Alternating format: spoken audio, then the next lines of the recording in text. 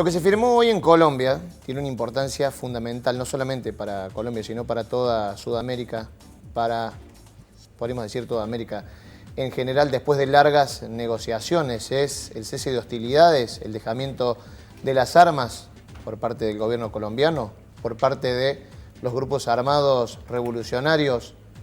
¿Por qué decimos esto? Porque fueron años, muchísimos años, de enfrentamientos, de muertes, de desplazamientos de campesinos, de poblaciones enteras que se debían movilizar, que debían dejar sus lugares, enfrentamientos estériles o no, quizás con un motivo. Bueno, lo vamos a charlar hoy con nuestro invitado, que es integrante del movimiento Marcha Patriótica de Colombia, Leonardo Gaviria. Leonardo, muchas gracias por estar en 24 Córdoba. Muchísimas gracias por este espacio y por visibilizar una problemática de nuestra América. Explícame qué es Marcha Patriótica. Marcha Patriótica es la confluencia de diversos sectores sociales, de diversas clases sociales que consideran que la paz es el camino inmediato para construir una nación que está sufriendo hace más de 50 años, que está sufriendo en todos los sentidos, en lo económico, en lo social, pero especialmente en lo humanitario. ¿Quiénes integran este Marcha Patriótica? ¿Cómo lo podrías definir? Digamos, si tenés que darle una definición política, digamos, ¿qué es lo que ustedes buscan? ¿Es un accionar político? Claro.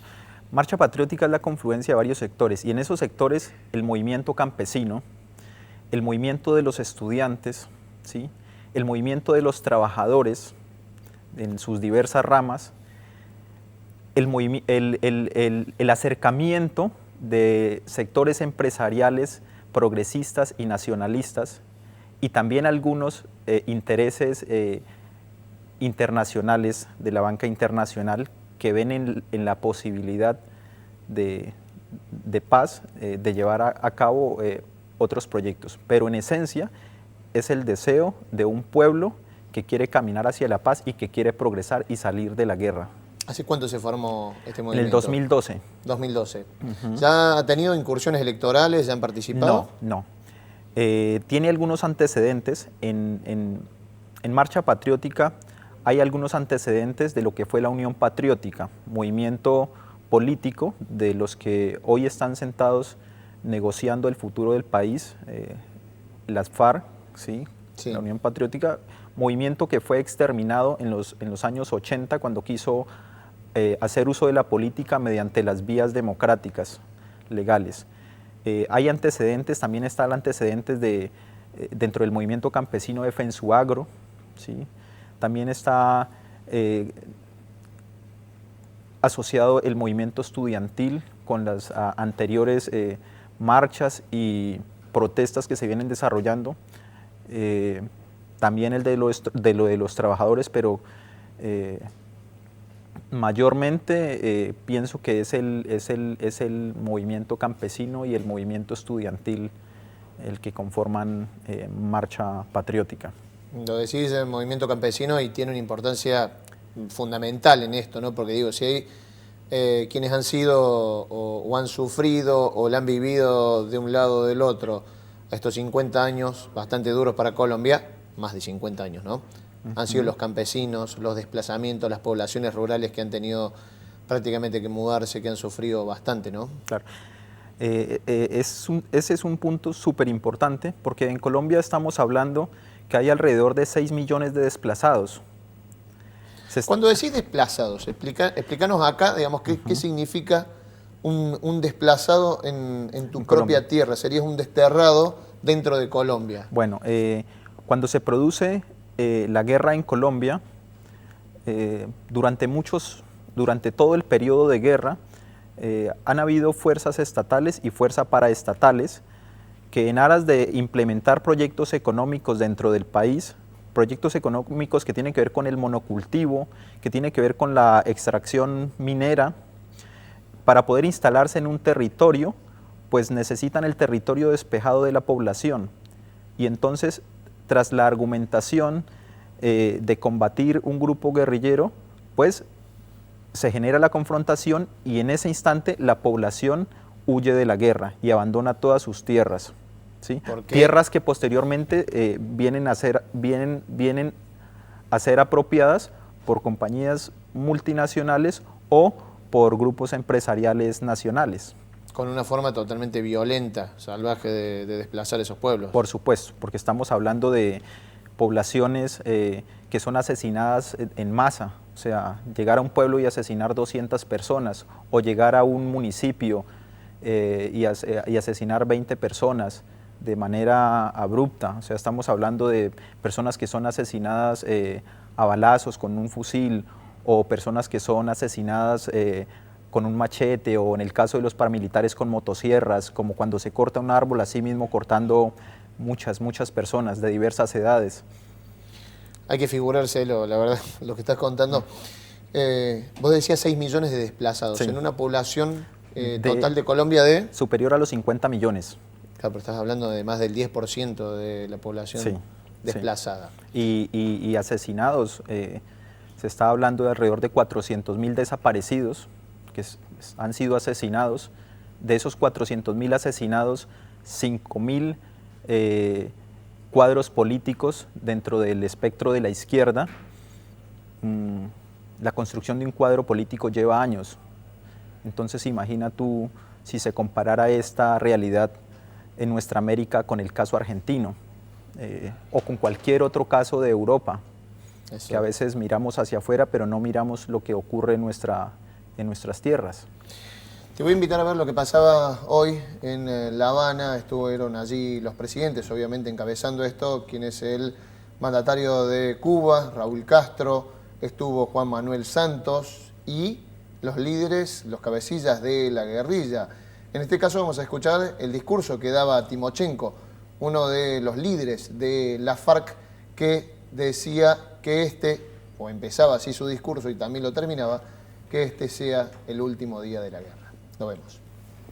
Hoy, 52 años después, los guerrilleros de las FARC estamos sellando con el gobierno de Juan Manuel Santos un cese al fuego y de hostilidades bilateral y definitivo, un acuerdo sobre garantías de seguridad y combate al paramilitarismo y otro sobre dejación de armas, que nos dejan a las puertas de concretar en un plazo relativamente breve el acuerdo final, que nos permitirá por fin retornar al ejercicio político legal mediante la vía pacífica y democrática. Lo que está a punto de sellarse no es una capitulación de la insurgencia, como querían algunos obtusos, sino el producto de un diálogo serio entre dos fuerzas que se enfrentaron por más de medio siglo, sin que ninguna pudiera derrotar a la otra. Ni las FARC, ni el Estado son fuerzas vencidas y por ende lo pactado no puede interpretarse por nadie como el producto de alguna imposición de una parte a la otra. Hemos discutido largamente, llegando incluso a callejones que parecían sin salida, que solo pudieron superarse gracias a la desinteresada y eficaz intervención de los países garantes, Cuba y Noruega, y las oportunas y sabias fórmulas sugeridas por la creatividad de los voceros de ambas partes o sus acuciosos asesores. Las FARC siempre hemos sido optimistas. Aún en los momentos más difíciles, siempre creímos que la paz era posible y decidimos intentarlo cuantas veces fuera necesario. Y tuvimos la razón. El acuerdo de cese al fuego y de hostilidades bilateral y definitivo es leído por todo el mundo como el fin de la confrontación armada en Colombia. Así sea. Confiamos en celebrar en un plazo prudencial otro acto solemne, la firma del acuerdo final. Que este sea el último día de la guerra. Muchas gracias. Empezaba y terminaba así su discurso, Timochenko. ¿Cómo te suenan esas palabras? Que este sea el último día de la guerra.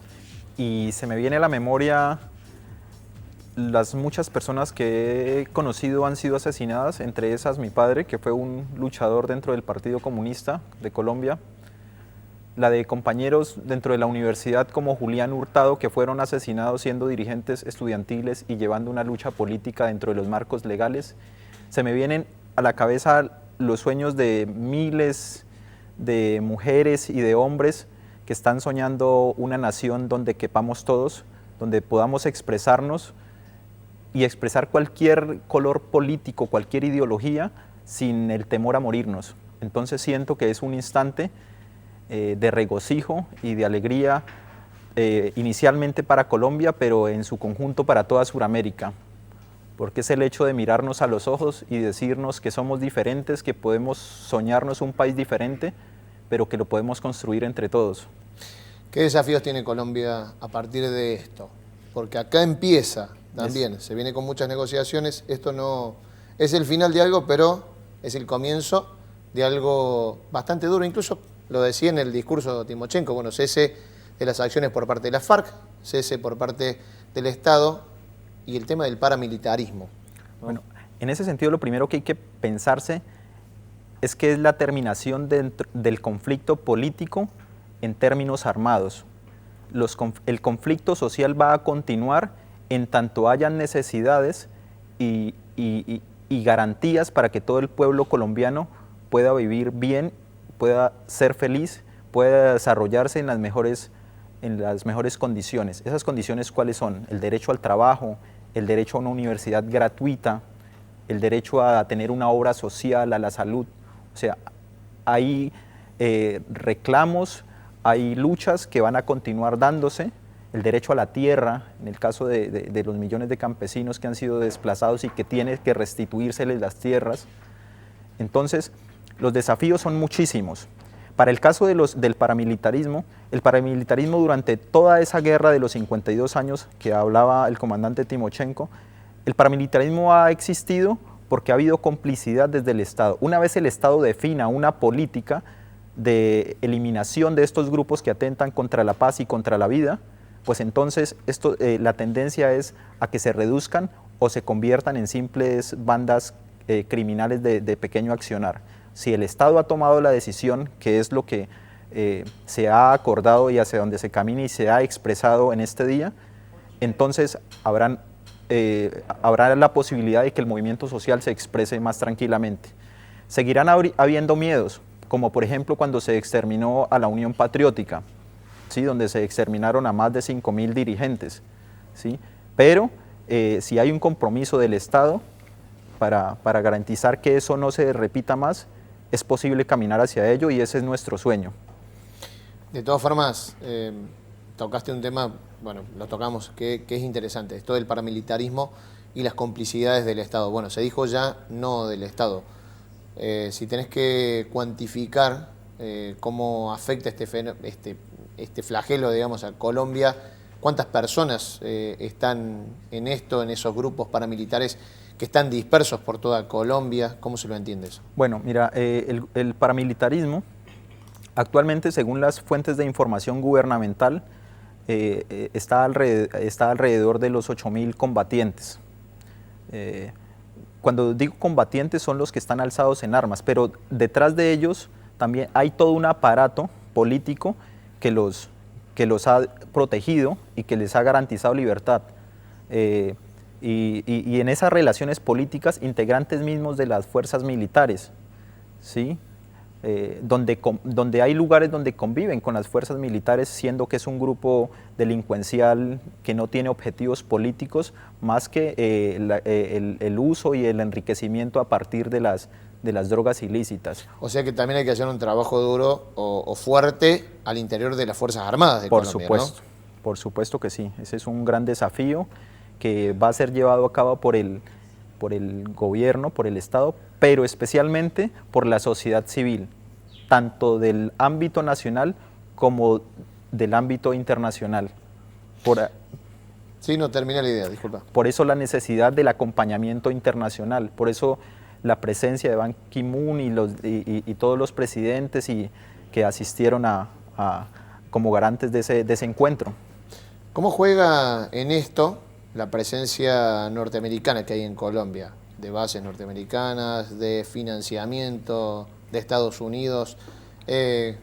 ¿Cómo ves vos que puede ayudar o dificultar este acuerdo? A ver, la primera cuestión es que Cuando uno piensa en los grupos paramilitares hay que pensar que eso no es una cuestión aislada, sino que eso obedece a un plan que por muchos años y quizás perdure más, desde la Casa Blanca se ha implementado para controlar nuestros territorios en Sudamérica. No se puede ver distante de ese proyecto.